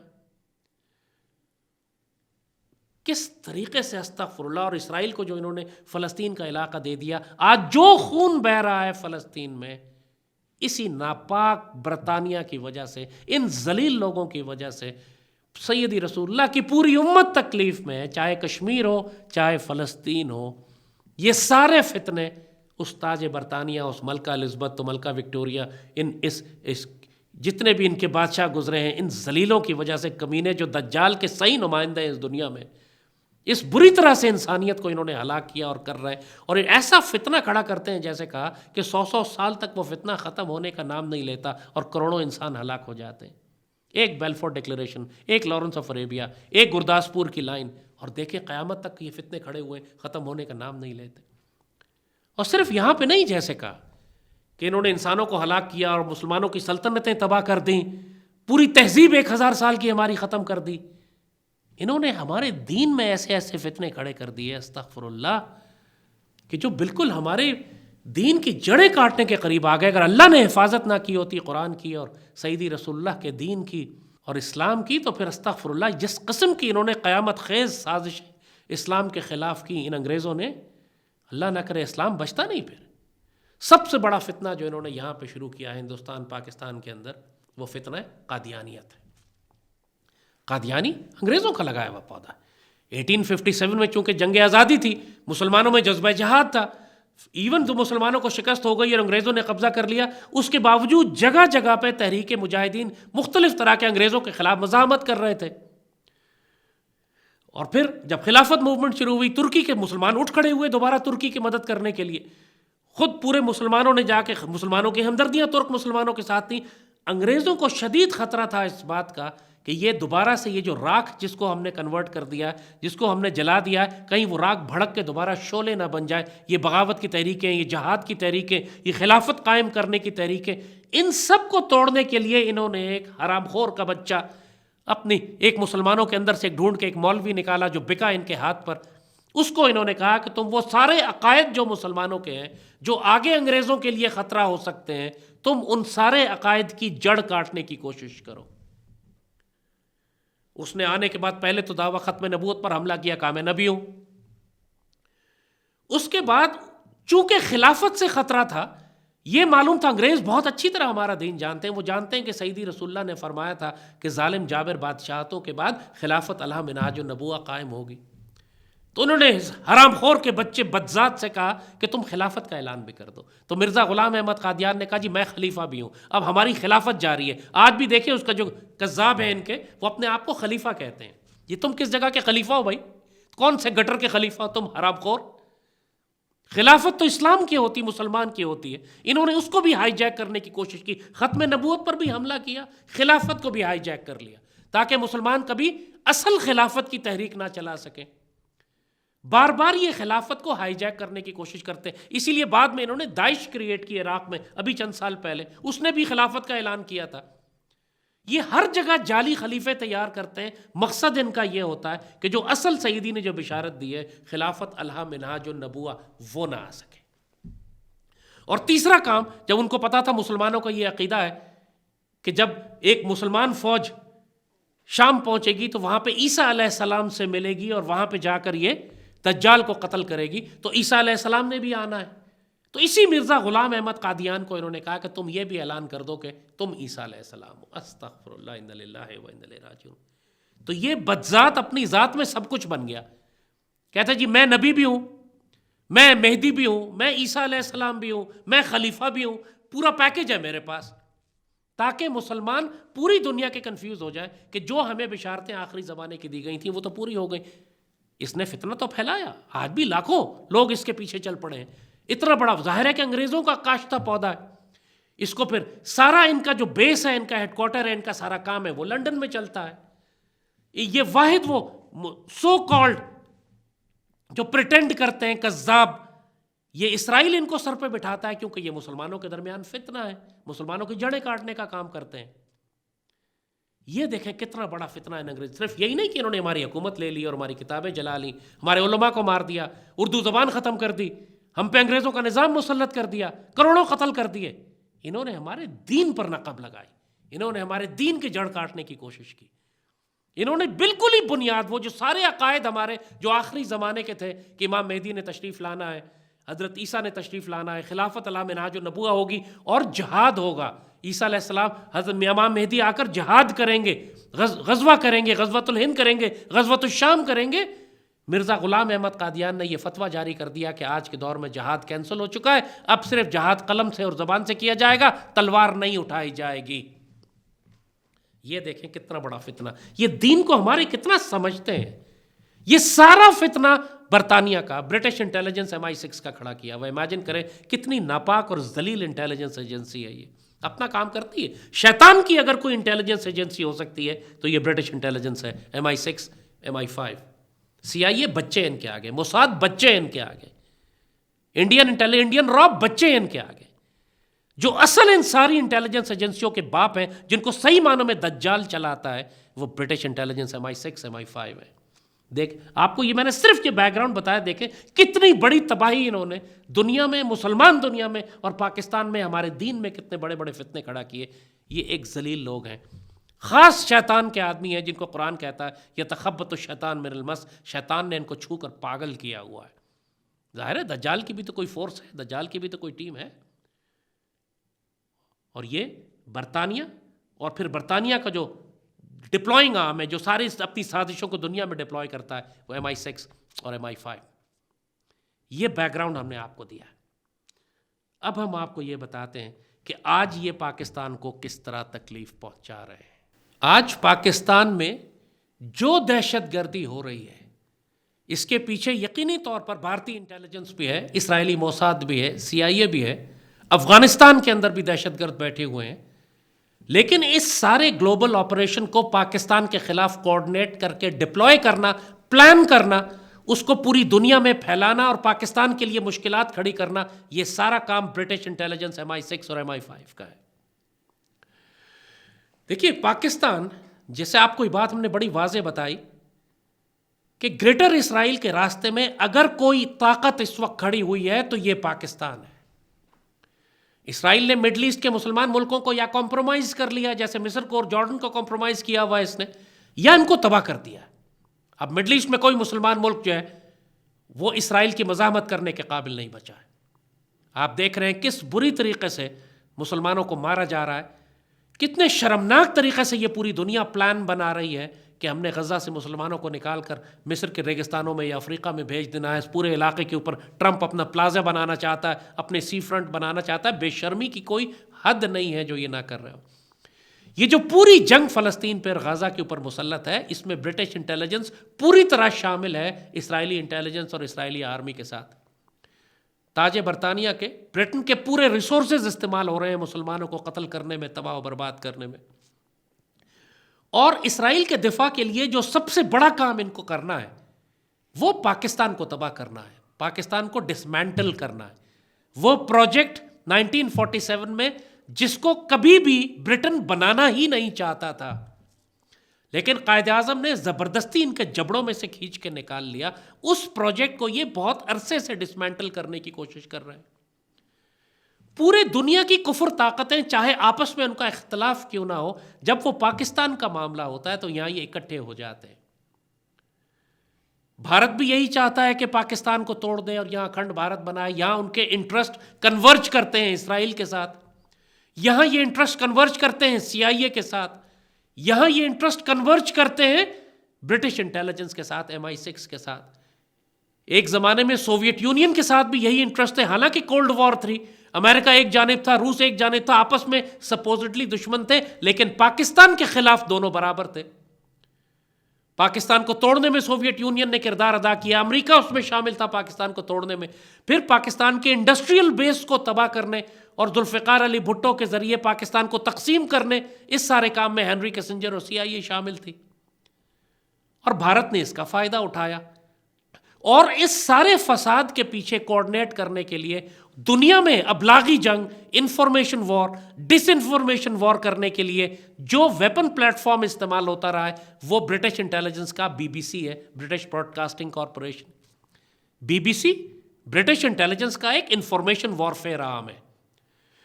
1965 کی جنگ تھی، بھارت نے اچانک لاہور پر حملہ کر دیا تھا اور ظاہر بہت ٹینس صورتحال تھی پوری. ظاہر اس زمانے میں ٹیلی ویژن اتنا عام نہیں، ٹیلی ویژن تو تھا ہی نہیں، انٹرنیٹ وغیرہ کا سوال نہیں تھا، ریڈیو ہوا کرتا تھا، خبریں آہستہ ٹریول کرتی تھیں. تو پوری دنیا میں سسپینس تھا کہ لاہور کا کیا حال ہے، بھارت نے حملہ کر دیا. وہ تو کہتے تھے صبح 11 بجے جم خانہ میں جا کے شراب پئیں گے ہم. پاکستان سر دھڑ کی بازی لگایا ہوا تھا لاہور بچانے کے لیے. ایسے میں BBC نے خبر چلا دی کہ لاہور بھارتی فوجوں کے قبضے میں چلا گیا. ان للہ و انا الیہ راجعون. پوری دنیا کے مسلمانوں پر قیامت ٹوٹ پڑی. سوچیں پوری دنیا کے پاکستانیوں کا، لوگوں کا حال کیا ہوا ہوگا. ظاہر BBC ایک ریلائبل سورس سمجھی جاتی تھی، لوگ سمجھتے تھے کہ بلا وجہ کی جھوٹ اور افواہ تو نہیں پھیلائیں گے. مگر اس وقت اتنا ڈیمورلائز کر دیا انہوں نے پوری دنیا میں مسلمانوں کو. پاکستان پہ کتنا پریشر آ گیا سوچئے فوجوں پہ. دور دراز کے علاقوں کے پاکستان کے لوگوں نے جب یہ BBC پہ خبر سنی کہ جناب لاہور ہمارے ہاتھ سے چلا گیا تو کیا حال ہوا ہوگا. شام تک اللہ نے کرم کیا، ہم نے ان کو ذلیل کر کے نکالا، لاہور کا دفاع ہو گیا. پھر یہ ریڈیو پاکستان پر پھر خبریں آ گئیں کہ MM عالم صاحب نے دشمن کے جہاز مار کے گرائے، دشمن کا حملہ روک دیا گیا. وہ جانبازی جو ہماری طرف سے، پھر حوصلہ ہوا. BBC ایسے آگے چلا گیا جیسے کچھ ہوا ہی نہیں، نہ معافی نہ معذرت، خاموشی سے اگلی خبریں دینے پہ آ گیا. اس نازک موقع پر اس نے ہماری پیٹھ میں اتنا برا خنجر مارا، قریب تھا کہ لاہور کا پورا فرنٹ ہمارا کولیپس کر جاتا، پوری دنیا کے مسلمان ڈیمورلائز ہو گئے تھے. یہ BBC کا کام ہے. آج یہ جو پاکستان کے اندر اتنی بڑی دہشت گردی چل رہی ہے، یہ 100% برٹش انٹیلیجنس کرا رہی ہے. اور اس کو انفارمیشن وارفیئر جو ہے پلیٹ فارم جو ہے وہ BBC دے رہی ہے. آپ دیکھتے ہیں جتنے بھی مہرنگ بلوچ کو، منظور پشتین کو، TTP کو جو میڈیا کوریج مل رہا ہے دنیا میں، وہ BBC دے رہی ہے. ہم نے آپ کے لیے، ہماری ریسرچ ٹیم نے بہت محنت کر کے ایک چارٹ تیار کیا ہے. اب آپ اسکرین پر وہ چارٹ دیکھیں گے. ہم نے پورا وہ دہشت گردی کا نیکسس کہ کس طرح لنڈن سے برٹش انٹیلیجنس یہاں پر پاکستان میں جو برٹش ایمبیسی ہے اور انڈین انٹیلیجنس کے ذریعے ان کے ساتھ مل کر پورا دہشت گردی کا نیکسس پاکستان کے خلاف چلا رہے ہیں. اب ذرا اسکرین پہ آپ وہ دیکھیے، میں آپ کو سمجھاتا جاتا ہوں یہ کیا ہو رہا ہے. جو ان کی اس سارے پیرامڈ کا، اس پوری سازش کے جو ٹاپ کے اوپر بیٹھے ہوئے ہیں لنڈن میں، وہ برٹش انٹیلیجنس MI6 اور MI5 ہیں. ان کے نیچے آپ کو برٹش ایمبیسڈر جو جین میریٹ ہے یہاں پہ اسلام آباد میں، یہ ان کی پوائنٹ مین ہے, یہ ان کی ایمبیسڈر بھی ہے, برٹش انٹیلیجنس کی اسٹیشن چیف بھی ہے. یہ وہ ہے کہ جو سارے دہشت گردی کے آپریشنز جو ہیں جو اس خطے میں کر رہے ہیں یہ کوآرڈینیٹ کر رہی ہے. اس کا کام ہے پاکستانی پولیٹیشین سے ملنا, پاکستانی ریاست کے خلاف ان کو سپورٹ کرنا, ان کو فنڈنگ کرنا. یہ این جی اوز کو فنڈنگ کرتے ہیں, یہ مہرنگ کو اور ان ساری دہشت گرد تنظیموں کو سپورٹ فنڈ پہنچاتے ہیں, یہ پلان کوآرڈینیٹ کرتے ہیں سارے آپریشنز کو. اس میں بھارتی انٹیلیجنس ان کے ساتھ شامل ہے. اس کے لیے جو دہشت گرد چاہیے وہ انڈین انٹیلیجنس پرووائڈ کرتی ہے. جہنم کے کتے, خوارج, Manzoor Pashteen, B L A, Balochistan Liberation Army کے دہشت گرد, جو ڈرٹی ورک ہے, زمین کے اوپر جو گندا کام ہے, وہ Indian intelligence Ajit Kumar dual کرتا ہے.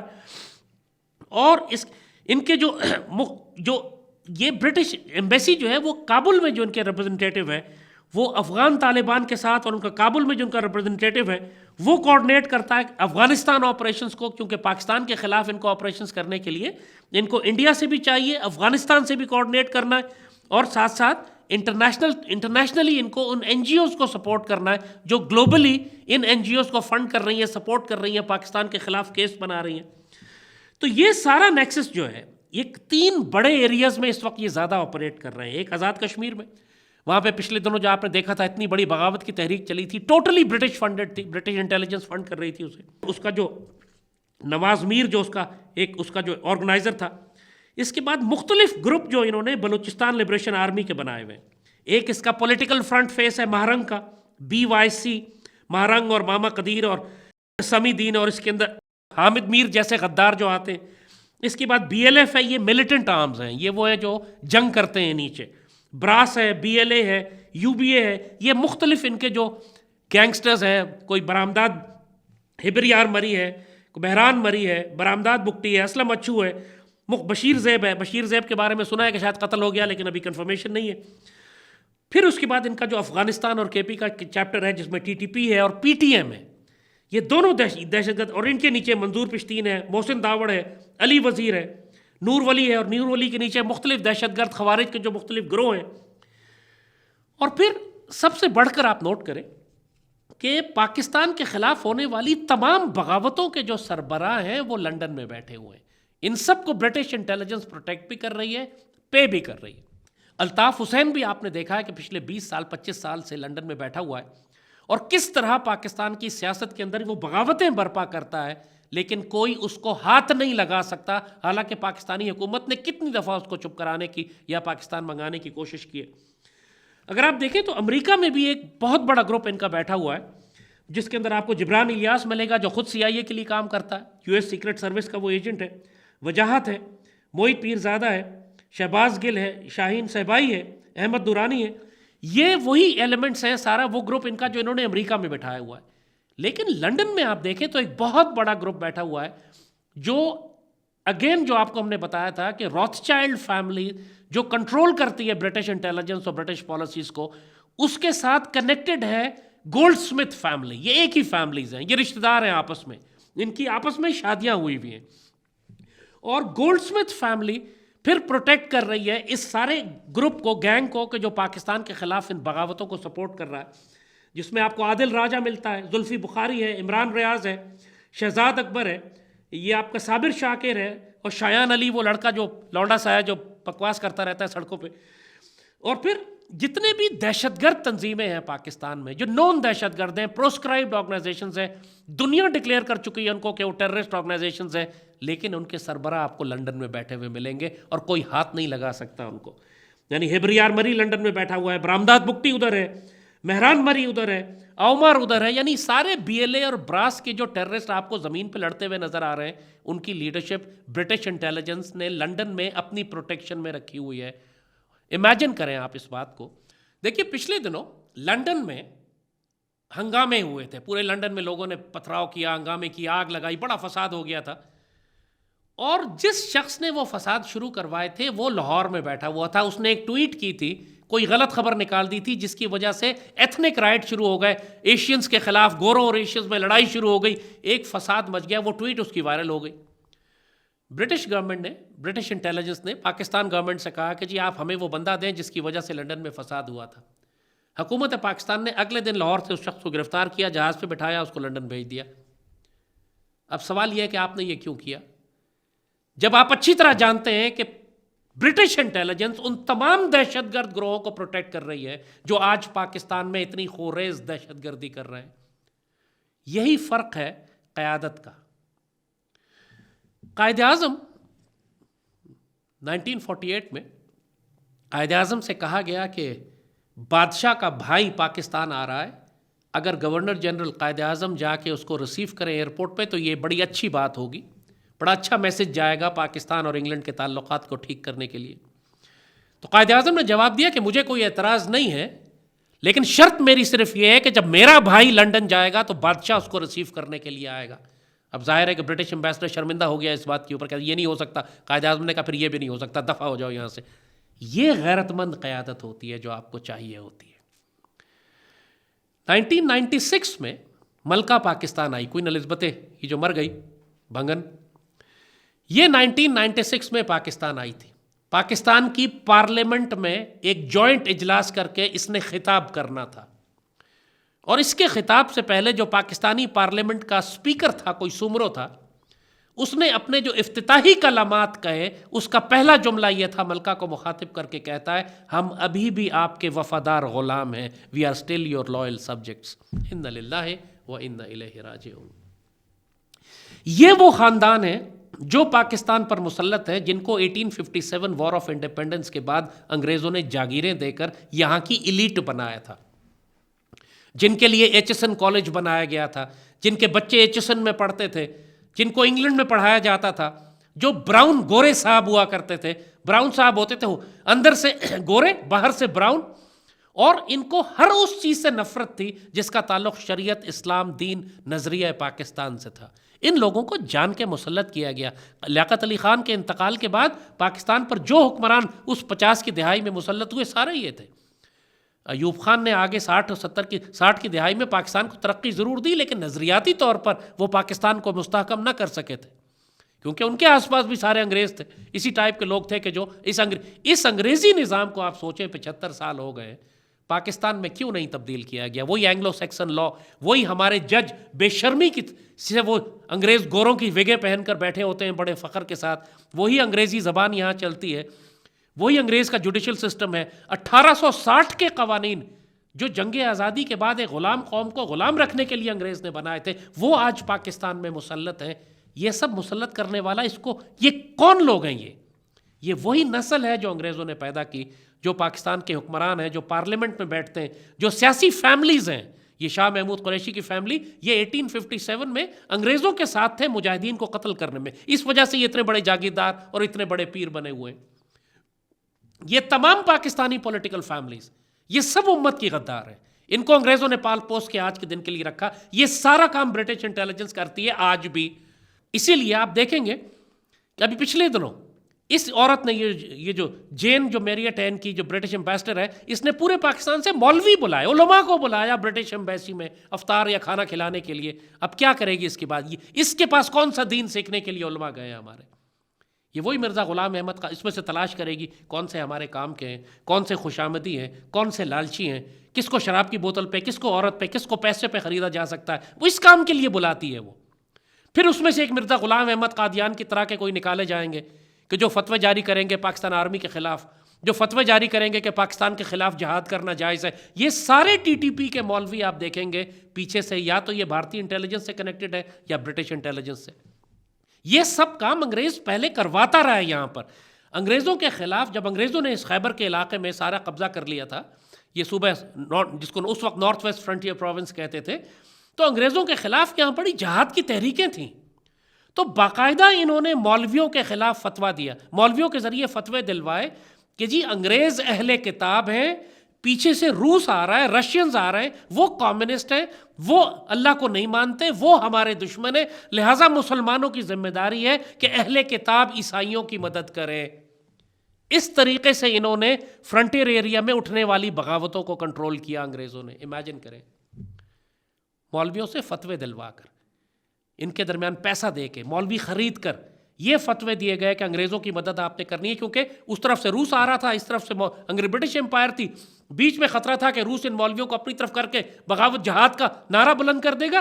تو ان مولویوں کو ہی خرید لیا اور اہل کتاب کے نام کے اوپر ان کو انگریزوں کا پورے علاقے کے لوگ خاموش ہو کے بیٹھ گئے کہ جی عیسائی تو اہل کتاب ہے، انگریز ہیں ہمارے بھائی ہیں، قرآن میں ان کا ذکر ہے، ہماری جنگ تو کمیونسٹوں کے خلاف ہے۔ اور آج بھی آپ یہ دیکھ رہے ہیں کہ کس طرح مارنگ بلوچ کے انٹرویو بی بی سی پہ چل رہے ہیں۔ بی بی سی کا مطلب ہے گلوبل براڈ کاسٹ ہو رہی ہے، پوری دنیا ان کو سن رہی ہے۔ ایک انفارمیشن وار جو ریاست پاکستان کے خلاف کی جا رہی ہے اس وقت، جو بڑا پلیٹ فارم دنیا کا ہے وہ بی بی سی ہے، اور پوری طاقت کے ساتھ وہ اس وقت دہشت گردوں کو سپورٹ کر رہا ہے۔ ان کا آبجیکٹو ہے بلوچستان کو الگ کرنا، ان کا آبجیکٹو ہے بلوچستان کو، پاکستان کو ڈس انٹیگریٹ کرنا، پاکستان کی ایٹمی طاقت کو ختم کرنا۔ اکھنڈ بھارت ان کو سوٹ کرتا ہے، ایٹمی اسلامی پاکستان ان کو سوٹ نہیں کرتا۔ اس کام کے لیے شیخ مجیب کی طرح جو پراکسیز تلاش کر چکے ہیں، یہ اس وقت ایک شیخ مجیب تھا، آج ایک مارنگ ہے، آج منظور پشتین ہے، آج نور ولی محسود ہے، مختلف ایکسس کے دہشت گرد ہیں ان کے پاس۔ ایک کشمیر میں وہ جو نواز میر جو انہوں نے رکھا ہوا ہے، جو آزاد کشمیر میں روز بغاوت کرواتا رہتا ہے، اس کے لیے انہوں نے پورے پاکستانی میڈیا میں ایسٹس خریدے ہوئے ہیں، حامد میر جیسے، سیفما جیسے۔ یہ جو ابھی اسرائیل کا دورہ کر کے آیا پورا گروپ پاکستانی صحافیوں کا، آپ کے خیال میں یہ کون لوگ ہیں؟ یہ سارے برٹش انٹیلیجنس کنٹرول کر رہی ہے آپریشن کو کہ ان لوگوں کو لے جا کے اسرائیل کے ساتھ تعلقات ٹھیک کرانے کے لیے ایک امپریشن دیا جائے اس وقت جب غزہ میں قتل عام ہو رہا ہے کہ جی پاکستان کی ریاست تو اسرائیل سے دوستی کرنے جا رہی ہے۔ میں نے کہا نا کتنے بڑے فتنہ گر ہیں یہ حرام خور کے بچے، ایک ذرا سا فساد کرتے ہیں پوری دنیا میں پریشانی پھیل جاتی ہے، پوری دنیا میں مسلمانوں کو نقصان ہونا شروع ہو جاتا ہے۔ آج پاکستان کے خلاف، آج ہم نے جو مختلف جگہوں پر پاکستان کے دفاع کرنے کے لیے جو رسپانس بلڈ کرنے ہیں، افغانستان کے خلاف، انڈیا کے خلاف، خود آن گراؤنڈ جو ہم نے ان دہشت گرد تنظیموں کے خلاف کام کرنا ہے، ہم کو بہت seriously British government, British intelligence اور راث چائلڈز کے خلاف کام کرنا ہوگا۔ پاکستانی ریاست یہ احمق ہیں، یہ جہالت ہے ان کی کہ انہوں نے اسی راث چائلڈ کو، جس کا تاریخ میں نے آپ کو ابھی بتائی کہ کتنے بڑے یہ بدبخت لوگ ہیں کہ پوری دنیا کو تباہ برباد کرواتے ہیں اپنے پیسہ کمانے کے لیے، انہی کو ہم نے لا کر بلوچستان کے بیچ پہ بٹھا دیا ہے کہ آپ آ کے ہماری ریکوڈک کی سونے کی کانیں ڈیولپ کریں۔ یہ Lawrence of Arabia, 10 Lawrence of Arabia لا کے ہم نے بلوچستان میں بٹھا دیے ہیں۔ آپ کے خیال میں یہ وہ کام نہیں کریں گے جو لارنس آف اریبیا نے عرب کے ریگزاروں میں ترکوں کے خلاف کیا تھا، جو عرب ریوولٹ بلڈ کی تھی؟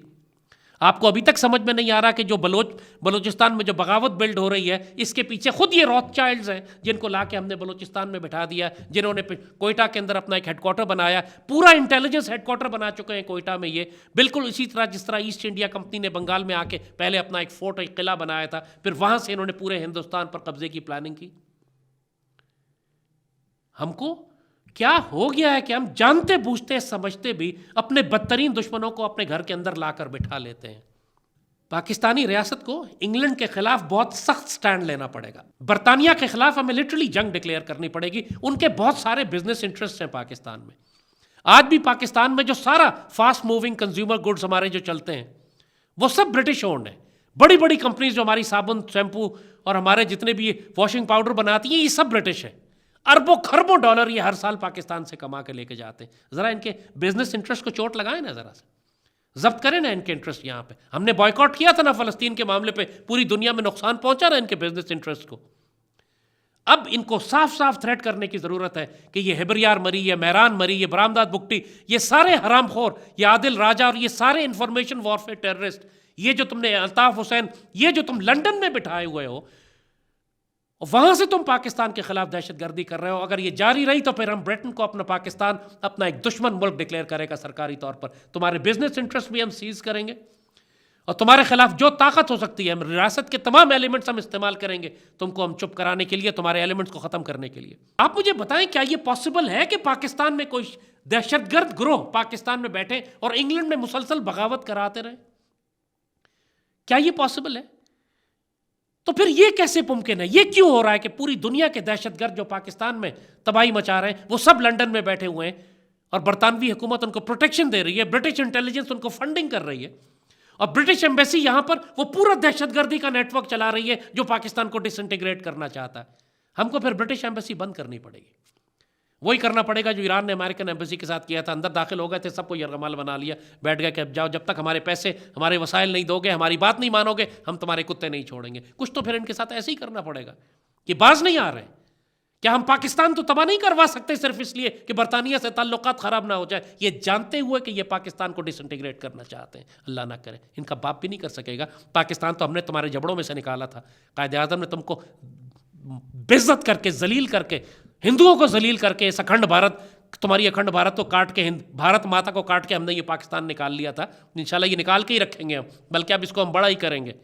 لیکن تم جو ضلالتیں کر رہے ہو پاکستان کے خلاف ہم اچھی طرح جانتے ہیں۔ ہم نے یہ صاف پروگرام کیا ہی اسی لیے کہ تم کو یہ پیغام دے دیں کہ تمہاری ہر ذلیل حرکت کو ہم جانتے ہیں، ریاست پاکستان جانتی ہے۔ اب ہم تمہارے ایلیمنٹس کو، ہم پیغام اگلا بھی سن لو کہ اگر ہم تمہارے ایلیمنٹس کو ایلیمنیٹ کرنا شروع کر دیں تو اب شور نہیں کرنا، کیونکہ اب ہم کریں گے۔